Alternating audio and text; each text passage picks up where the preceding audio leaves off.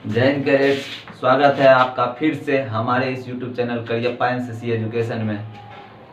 इसके लिए सॉरी कि आप लोगों को बोला था कि डेली मैं एक एक वीडियो अपलोड करूंगा। आज लेट से आया हूं। अब वादा करता हूं अब एक भी दिन लेट नहीं होगा। तो आ गया हूं एनसीसी एक दृष्टि टॉपिक में #2 के साथ, मतलब दूसरा वीडियो के साथ। पहला वीडियो आशा करता हूं आप लोगों ने देख लिया होगा और पूरा तैयार कर लिया होगा। कुछ के कमेंट्स भी आए कि तैयार कर लिया है। देखते हैं। उस दिन मैंने 15 क्वेश्चन कंप्लीट कर दिया था, इसलिए आज सीधे 16 से शुरू करता हूं।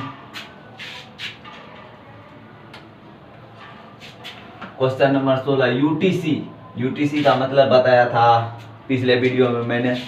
यूटीसी का मतलब यूनिवर्सिटी ट्रेनिंग कोड। वह यूटीसी को कब यूनिवर्सिटी ऑफिसर्स ट्रेनिंग कोड अर्थात यूओटीसी में बदल दिया गया। यूटीसी को कब यूनिवर्सिटी ऑफिसर्स ट्रेनिंग कोड में बदल दिया गया। यूटीसी को यूनिवर्सिटी ऑफिसर्स ट्रेनिंग कोड में 1942 ईस्वी में बदला गया। कब बदला गया? 1942 ईस्वी में।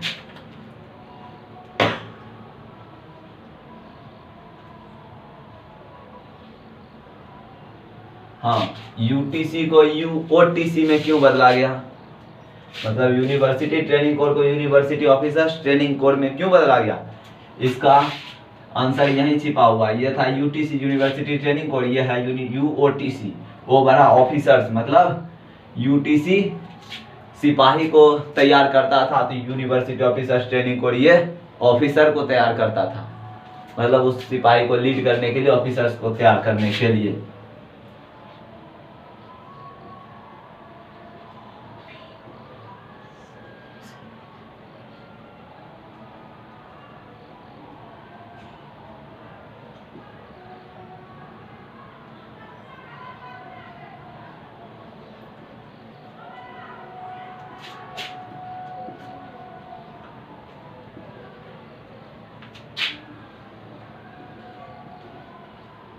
किसके लिए? ऑफिसर्स को तैयार करने के लिए। हाँ, अब मतलब आपका इंटरवल शुरू हो रहा है। आपसे पुनः अनुरोध है कि यदि आप पिछले वीडियो को नहीं देखें तो पिछले वीडियो को देखें, तब ये वीडियो बहुत अच्छी तरह समझ में आएगा। तो अब इंटरवल शुरू हो रहा है, मतलब अब एनसीसी की कुछ बुनियाद नजर आ रही है। राष्ट्रीय कैडेट कोर समिति एनसीसीसी, ध्यान रखें यहाँ 3 सी है। एनसीसी अलग है और एनसीसीसी अलग है, इसलिए क्वेश्चन में, इन्हीं क्वेश्चनों में बच्चे फंस जाते हैं। यहाँ एनसीसीसी मतलब national cadet corpse committee, NATION।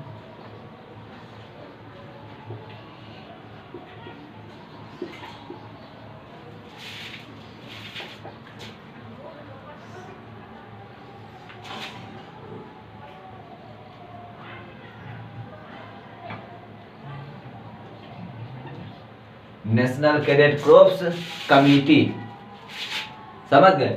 वही कमिटी का सी लिया गया है, कोर्प्स का सी लिया गया है, कैडेट का सी लिया गया है, नेशनल का एन लिया गया है। तो वही एनसीसीसी, नेशनल कैडेट कोर्प्स कमिटी।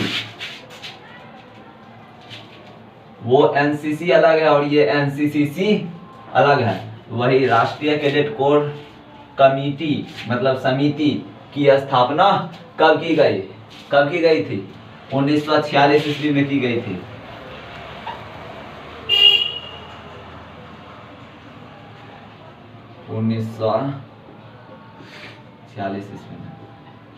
एनसीसीसी की स्थापना 1946 ईस्वी में की गई थी। हाँ, एनसीसीसी की स्थापना होते ही ये यूओटीसी का अस्तित्व समाप्त हो गया। मतलब यूओटीसी बंद हो गया। तो 1946 में एनसीसीसी की स्थापना हुई, तो उस समय इसमें भी यूनिट आ गया था। यूनिट बाय यूनिट बांटा हुआ था, मतलब इकाइयों में बांटा हुआ था। यूनिट को बटालियन कहते हैं।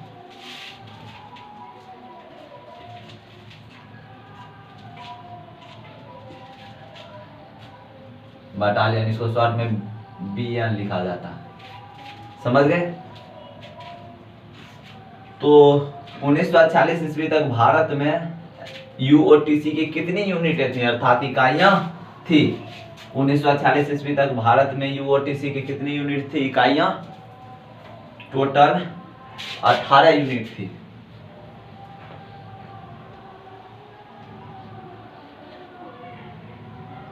18 कितनी इकाइयां थी? 18।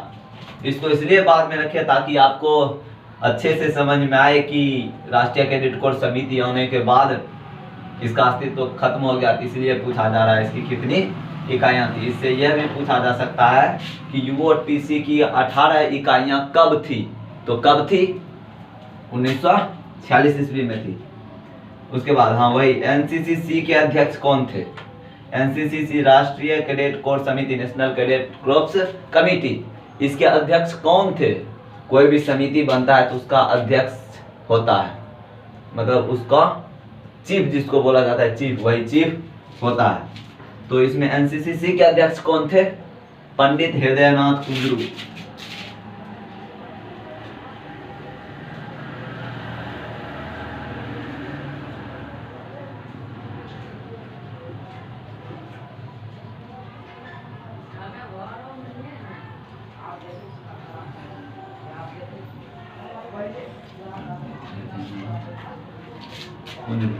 हाँ, अब आप लोगों के पंडित हृदयनाथ कुंजरू थे एनसीसीसी के अध्यक्ष। हाँ, अब आप लोगों के मन में आ रहा होगा ये गलत है। जब एनसीसीसी और एनसीसी अलग है तो पंडित हृदयनाथ इसके अध्यक्ष कैसे हो सकते हैं? पंडित हृदयनाथ कुंजरू ने तो एनसीसी की स्थापना की थी। अभी आपको आगे इसका आंसर मिल जाएगा कि पंडित हृदयनाथ एनसीसी की स्थापना कैसे किए और इसके अध्यक्ष कैसे थे। समझ गए? तो फिर हो गया। अब आगे फिर देखते हैं 21 नंबर।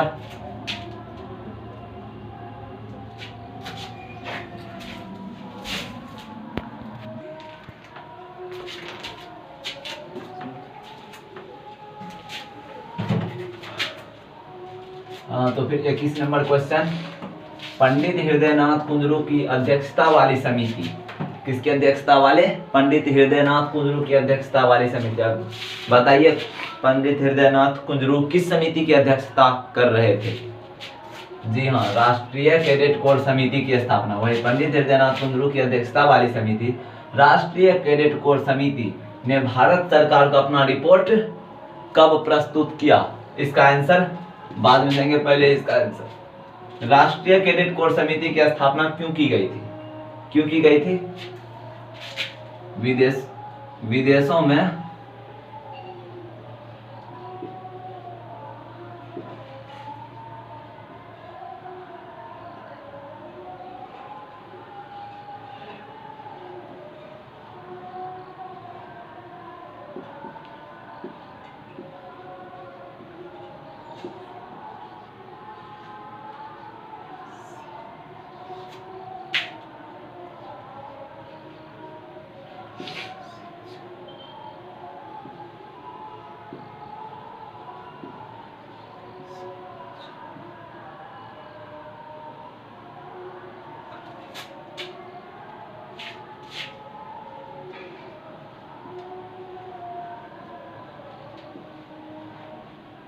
हाँ, राष्ट्रीय कैडेट कोर समिति की स्थापना क्यों की गई थी?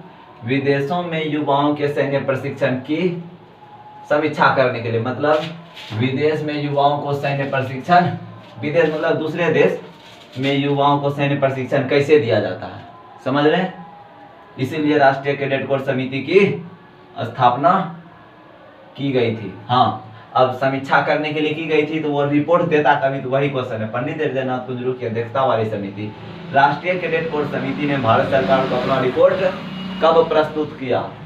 कब किया था बताइए? मार्च 1947 ईस्वी को। मार्च 1947 ईस्वी को अपना रिपोर्ट प्रस्तुत कर दिया। 1946 ईस्वी में स्थापना हुआ, मार्च 1947 में रिपोर्ट प्रस्तुत कर दिया। मतलब लगभग 1 साल के अंदर अपना रिपोर्ट प्रस्तुत, 1 साल 3 माह के अंदर अपना रिपोर्ट प्रस्तुत कर दिया। समझ रहे हैं? हाँ, अब आया क्वेश्चन, ये मोस्ट वीवीआई ए के लिए, बीसी में ये नहीं पूछेगा, बीसी के लिए इससे ऊपर वाला मोस्ट वीवीआई था, ए सर्टिफिकेट के लिए ये है मोस्ट वीवीआई। तो ये पूछेगा ही पूछेगा। कब किया गया था एनसीसी की स्थापना?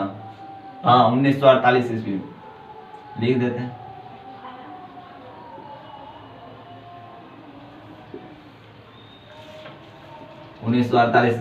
ये तो हो गई मूर्ख बनाने वाला बात, ये मूर्ख बनाने वाला बात हो गई। क्वेश्चन पूछने वाले को 1948, इससे तो बढ़िया था 20वीं सदी में।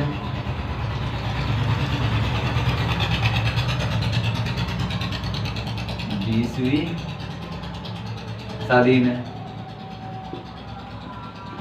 सदी में लिख देते 1948 में हुआ, 47 में हुआ, 17 में हुआ कि 99 में हुआ, कोई फर्क ही नहीं पड़ता। पूरा डाटा देना है। कब हुआ था? कब हुआ था? जुलाई में हुआ था, जुलाई।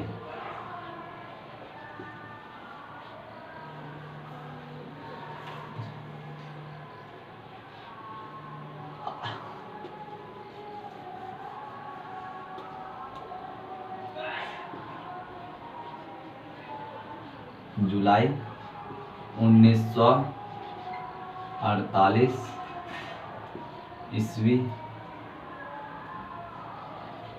में, जुलाई 1948 ईस्वी में हुआ था। अभी भी पुराना है। कितना जुलाई को हुआ था एग्जैक्ट डेट बताना है, तब ना पता चलेगा। हाँ, हम जानते हैं। एग्जैक्ट डेट हो जाएगा इसका 15 या 16, 16 नहीं 15 होगा, 16 गलत है। 15 जुलाई 1948 ईस्वी में की गई थी। हाँ, अब बताए थे ना, किसी चीज का स्थापना होता है तो कोई एक्ट बनता है। समिति की स्थापना में एक्ट नहीं बनता है, कोई किसी संस्थान का स्थापना होता है उसमें एक्ट बनता है। हाँ, तो भारत में एनसीसी किस एक्ट के द्वारा गठित की गई? हाँ, नेशनल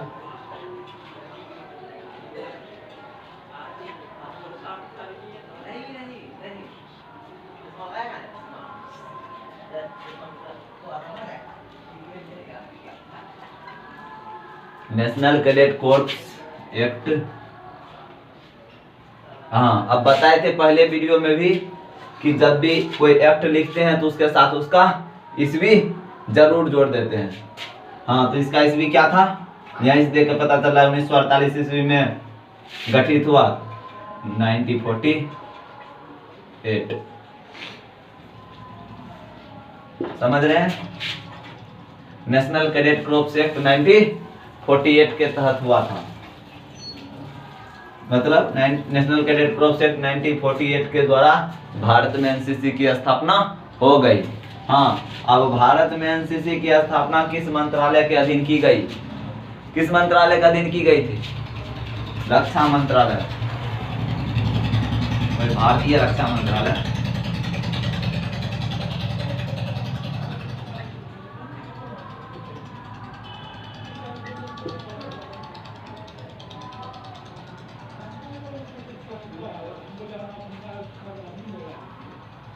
भारत में एनसीसी की स्थापना भारतीय रक्षा मंत्रालय के अधीन की गई थी। मतलब एनसीसी के बारे में फैसला कौन ले सकता है? भारतीय रक्षा मंत्रालय इसके बारे में फैसला ले सकता है। ठीक है, तो फिर ये सेट खत्म हुआ। अब फिर देखते हैं अगला सेट 26 नंबर से। आप लोग इसका स्क्रीनशॉट ले लीजिए।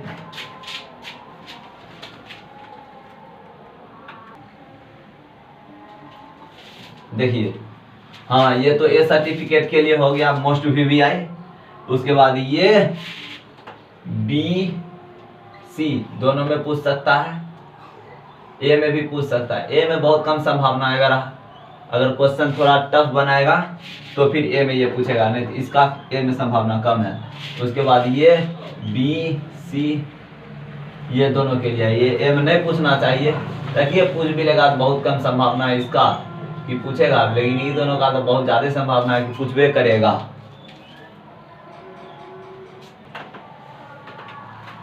हाँ तो कैडेट्स आ चुके हैं हम अपने 26 नंबर क्वेश्चन पे। 1948 ईस्वी में एनसीसी की शुरुआत कितने कैडेटों के साथ की गई थी? एनसीसी की शुरुआत की गई थी, उस समय तो कैडेट होगा, उस समय कैडेटों की संख्या कितनी थी जब एनसीसी की शुरुआत की गई थी? तो 20,000 थी। कितनी थी?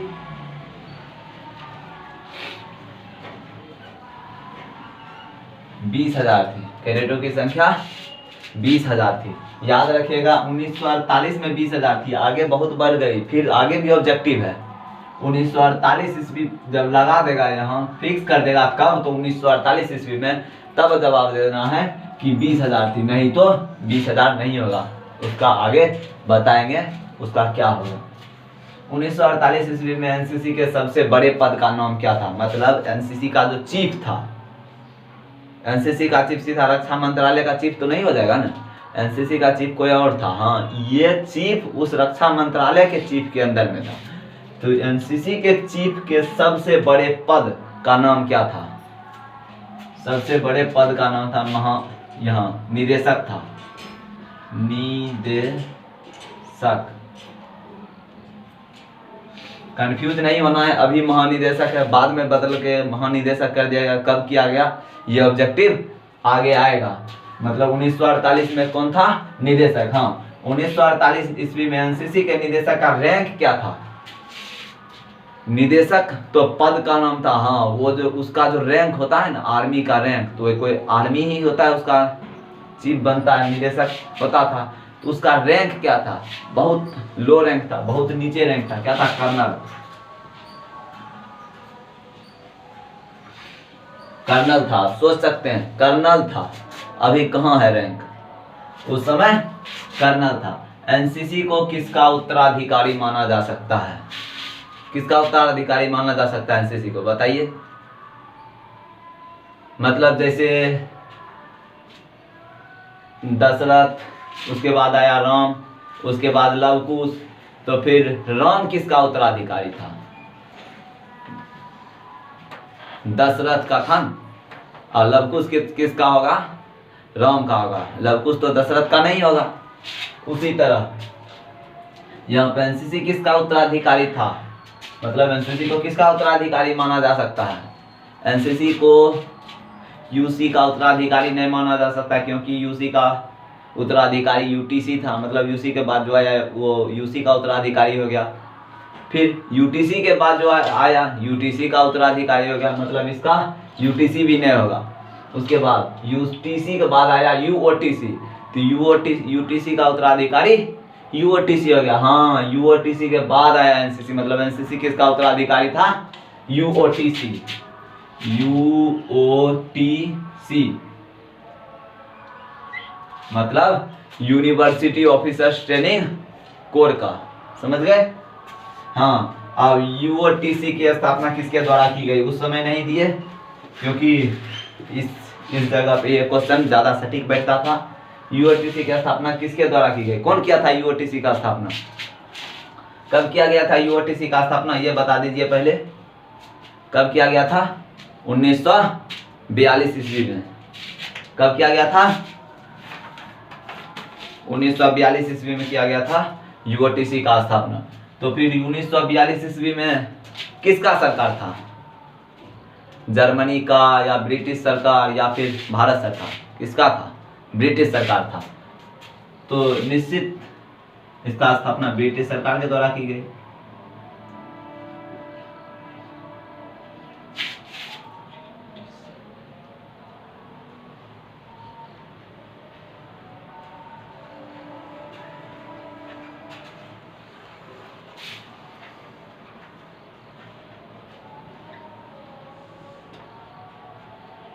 किसके द्वारा की गई? ब्रिटिश सरकार के द्वारा। तो कैडेट्स, कैसा लगा ये वीडियो? अगर अच्छा लगा तो लाइक करें। यदि अब डेली आपको देखना है तो बार बार तो हम आप तक पहुंचा नहीं सकते, इसलिए आप इस चैनल को सब्सक्राइब करें और डेली देखें, क्योंकि हो ना हो इस समय तक डेली एक वीडियो अपलोड करेंगे। आप लोग को पढ़ते जाना है। जी हाँ, चिंता नहीं करना है, इसका क्वेश्चन बैंक भी सॉल्व किया जाएगा, इसका सजेशन भी सॉल्व किया जाएगा, चैप्टर वाइज करते जाएंगे। इसके बाद नेक्स्ट चैप्टर आएगा आपका मैप रीडिंग। दिल थाम के बैठिए। तो फिर आज का सेशन यहीं समाप्त करते हैं। आप लोग चैनल को सब्सक्राइब कर दीजिए, लाइक कर दीजिए और ज़्यादा से ज़्यादा शेयर कीजिए ताकि आपके साथी भी पास हो जाए। अरे कब नहीं चाहता है कि मेरे बगल वाले का अधिक नंबर आए, जब कंपटीशन होता है। यहाँ पे तो कंपटीशन का एग्जाम नहीं है, फिक्स नहीं है कि 30 का आई है जो बगल वाले को नहीं बताएंगे। यहाँ पे फिक्स नहीं है कि 30 सीट है हम बगल वाले को बताएंगे, क्या पता हम पीछे हो जाएंगे बगल वाला आगे हो जाएगा। यहाँ ये नहीं, यहाँ सीट अनलिमिटेड है, अनलिमिटेड मतलब सीट का कोई सीमा नहीं है, कितना बच्चा अल्फा लाएगा, कितना अल्फा प्लस या कितना बच्चा बड़े वो लाएगा, सीट फिक्स नहीं है। तो बगल वाले को भी दे दो, वो भी नाम लेगा तुम्हारा कि हाँ उसने मेरे को दिया था, बता दिया कहाँ पे तैयारी करना है तो मैंने तैयारी किया। आप लोग इसको लिखें, सिर्फ वीडियो नहीं देखें, पिछले वाले को भी आप कॉपी में नोट करते जाइए और उसको बार बार सिर्फ पढ़िए। ऑब्जेक्टिव इतना सरल भाषा में करके दे रहे हैं कि आपको आसानी से याद हो जाएगा ऑब्जेक्टिव। कोई टफ एनसीसी बुक टफ नहीं है, सिर्फ बच्चे 5 से 6 साल में भी एक पतली सी किताब को ख़त्म नहीं कर पाते हैं। क्यों नहीं कर पाते हैं? क्योंकि वे उस पर कंटिन्यू मतलब लगातार काम नहीं करते हैं। आप लोग लगातार काम कीजिए, बहुत हल्का है, बहुत हल्का है किताब। सिलेबस बड़ा है लेकिन किताब बहुत हल्का है, सिर्फ देखने का है 30-35 चैप्टर, वास्तविकता में वो 30-35 चैप्टर नहीं है, बहुत हल्का है। इसलिए आप लोग सिर्फ इसको लिख के आराम से तैयार करते जाए। बस इसको 2 बार तो पढ़ना है, 2 बार पढ़ने में याद हो, 2 बार पढ़ना है, 2 बार वीडियो देखना है, आपका निश्चित रूपेण याद हो जाएगा। और यदि कुछ इसमें नहीं समझ में आ रहा है तो कमेंट में लिख के दीजिए, मैं निश्चित उसका जवाब अगले वीडियो में दूंगा। तो जय हिंद कैडेट्स, सब्सक्राइब कर दीजिए, लाइक कर दीजिए। इसी के साथ आज का सेशन समाप्त करते हैं, मिलते हैं आज अगले सेशन में। तो जय हिंद कैडेट्स #2 समाप्त। अब मिलते हैं #3 में। जय हिंद।